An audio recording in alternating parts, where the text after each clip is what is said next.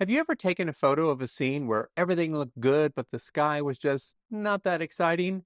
We have all been there. But as you'll see in this video, replacing a sky in Photoshop is very easy to do, and the results look great. Hey everybody, Sean Duggan here from the Adobe Learn team. Adding a new sky to an image is one of the most common compositing tasks. Fortunately, the sky replacement feature in Photoshop takes care of all the compositing for you.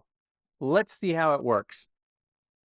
I'm working with this landscape photo of Mount Fitzroy in Patagonia. Everything about it looks great, but I really wish it had a more dramatic sky. Let's do something about that.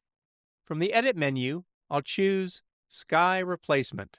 In the Sky Replacement dialog, a new sky will be automatically added to your image just to get you started. I'll open the Sky menu, and here you can see the three groups of sky images that come with Photoshop. Let's take a few of these for a test drive. Some of the blue sky images work very well because they are similar to the sky in the landscape photo. When I use this feature, I always try to identify the type of light in the scene and where the light is coming from. This helps me choose a sky that works well with the original image and one that creates a realistic and believable result. For example, I could come down into the spectacular group and I could choose a dramatic sky with dark storm clouds. And Photoshop would do a great job combining it with my image. But it might not be a plausible sky replacement based on the light in the original scene. This is a great sky, but we can see from the light rays that the sun is shining through the clouds behind the mountains. And in the original photo, the highlights and the shadows on the rocky peaks, as well as the shadow from the car on the road, tell me that the sunlight is coming from the upper right side of the scene. Let's choose a sunset scene so that we can discuss some of the sky replacement settings. The top two sliders control how the mask for the new sky is blending with the original image. You can move these back and forth to get a sense of what they do. In addition to moving the slider, you can also position the cursor anywhere over the name of the adjustment and drag left to right to move the slider that way. Most of the time, Photoshop does such a good job with this that I rarely need to adjust these. You can adjust the brightness of the sky and also the color temperature, making it warmer or cooler. You can even scale it larger or flip it if that makes for a better composition. The Move tool, which is active by default, lets you move the sky around and experiment with a different placement. The foreground lighting and edge lighting sliders affect how the lighting of the new sky is blending with the original image.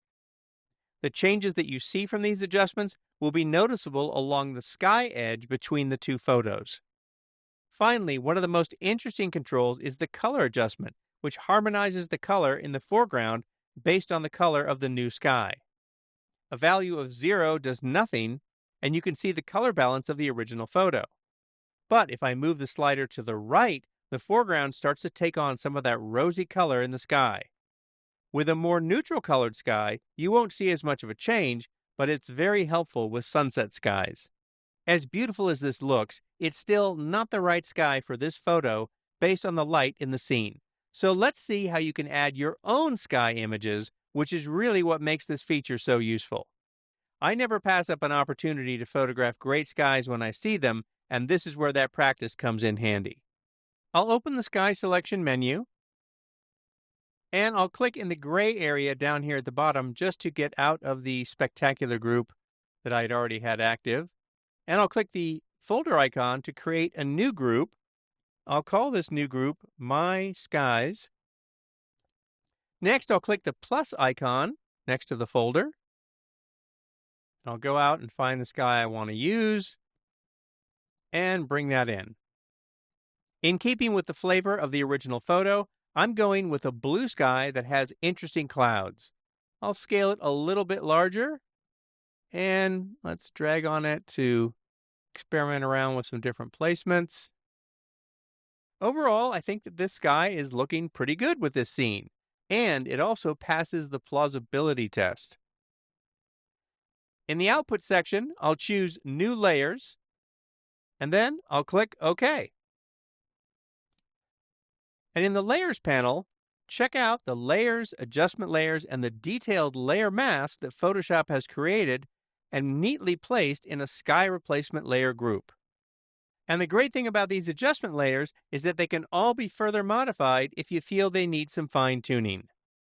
The sky replacement feature makes a common task much more accessible because Photoshop handles all the compositing and color adjustments for you.